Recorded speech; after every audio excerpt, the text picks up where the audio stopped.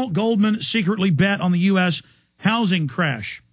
And the findings of the reporter, who's an award-winning reporter formerly with the New York Times, is, and he got a lot of secret prospectuses and memorandums from Goldman Sachs that are quoted here. This is some explosive stuff, that they secretly bet against housing stocks knowing they were going to go under, and that they wanted to do this in part for huge profits, but to also destroy Bear Stearns and competition. They had their key people in revolving doors in federal regulatory positions, from Treasury to the Federal Reserve, everywhere. So an inside job, and the article is just so important. I've been talking about it since 10 days ago when it came out, not this Sunday, but last Sunday. And quoted in here, Professor Kotlikoff says, the Securities and Exchange Commission should be very interested in any financial company that secretly decides a financial product is a loser and then goes out and actively markets the product, or a very similarly product to unsuspecting customers without disclosing its true opinion, said Laurence Kotlikoff, a Boston University economics professor who's proposed a massive overhaul of the nation's banks. This is fraud and should be prosecuted. Now, he's saying in here, if this writer's research is correct, and from all the other people we've had on and the internal documents, it looks like it is. So it's great to have you on with us, Professor. Yeah, the statement, this is fraud and should be prosecuted, I think I said if this turns out to be the case, it is fraud. I didn't say this is fraud. I wasn't referring to what they actually, I don't know for sure that Goldman actually violated any securities laws, and I don't know that they didn't. So that's all I you're saying if what Greg Gordon's saying at McClatchy, and this guy's got a great record, if what you're saying is true, and I don't think McClatchy would let him run with this if there wasn't a lot of where there's smoke, there's fire, but regardless, you're saying if this is true, it's fraud. If what he alleges sounds like fraudulent behavior, I think, or at least some form of financial malfeasance. You just don't sell things to people that you don't where you're saying they're X and they're actually Y. That's one of the major problems associated with this entire financial debacle, which is we've had people selling snake oil and claiming that it was great for your health. Claiming it was penicillin when it's actually snake oil making people sick, financially speaking. So we need to have a brand new financial system. That's what I call for in I've got a book that it's coming out in March with Wiley called Jimmy Stewart is Dead. And it talks about how to fix the financial system from bottom up, very simply, which is to make all the financial companies, corporations, operate as pass-through mutual fund companies, just like Fidelity Investments or TICREF, many large financial mutual fund companies.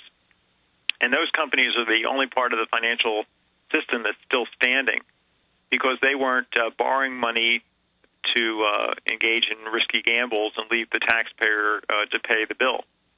So what they were doing is just intermediating. They were taking in money into their mutual funds and then buying the kinds of assets that those investors in the mutual funds wanted to hold. So that's the way we need to run our financial system, on the basis of mutual funds. And by the way, I'm not employed by any mutual fund company or anything like that. So this is just my own view. And many other economists are coming around to this view, and some top government officials in different countries are coming around to this view. So it's the way to really run our modern financial system without going back to 1930, which we can't return to. That's the reason the book says title is Jimmy Stewart is Dead, is that you can't go back to that kind of environment, and you're not going to have trustworthy bankers. We've seen that for sure.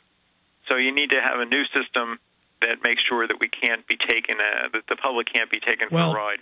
Well, Larry, they can take your proposal or other similar proposals. And the problem is Goldman Sachs and other top investment groups and brokerage firms and investment banks have their people at every level in almost every regulatory position in government and quasi-government position. And so they can selectively enforce any rules they want. In fact, we're hearing about this new Bank of the World that'll have regulatory power and it'll knock heads to stop, these types of abuses. But the people that are going to be knocking the heads are a bunch of Goldman Sachs goons. Well, let's not call them goons because we don't know. You know, they're people just like we are.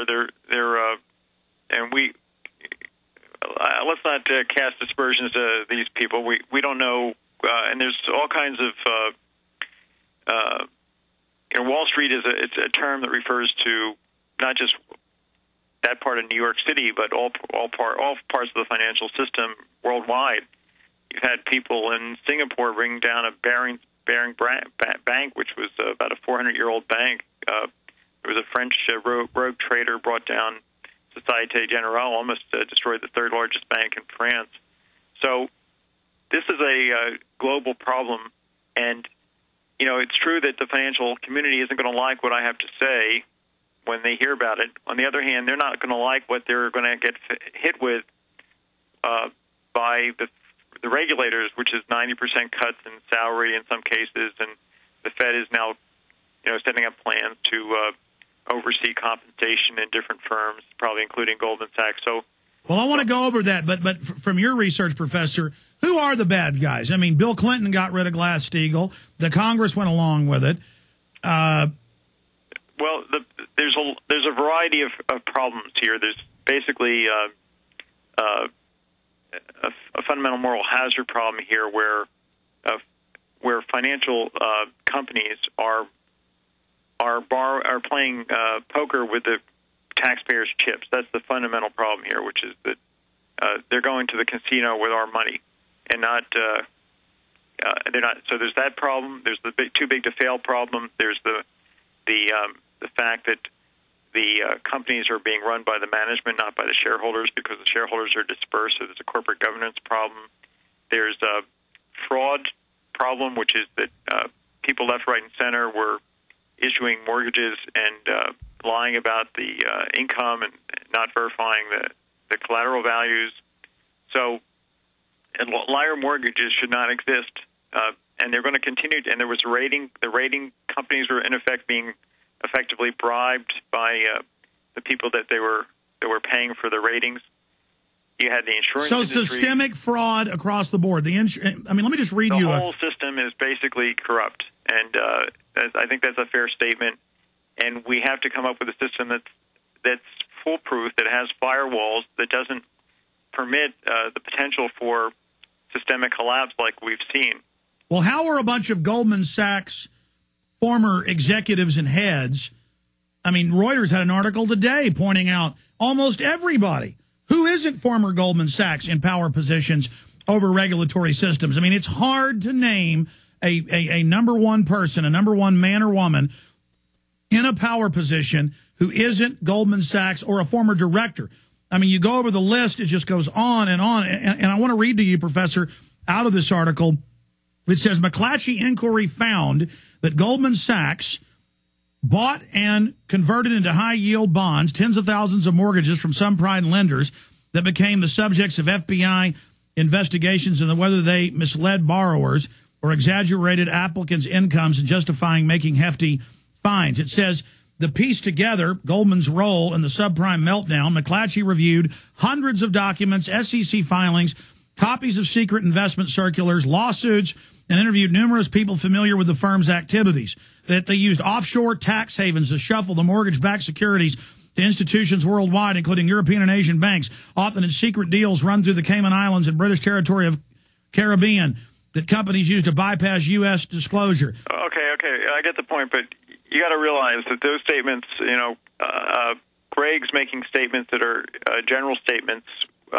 They may be quite true, they may not be fully true, who knows, but those statements can be made of virtually every major company that's gotten into trouble. They all had offshore operations. They were all engaged in one level or another in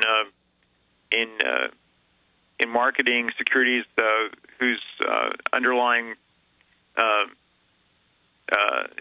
truths were not as disclosed. They weren't disclosing to fully. They may not have known themselves whether the statements on these mortgage applications were true or not. We know that the whole system did not work. I think we have to stop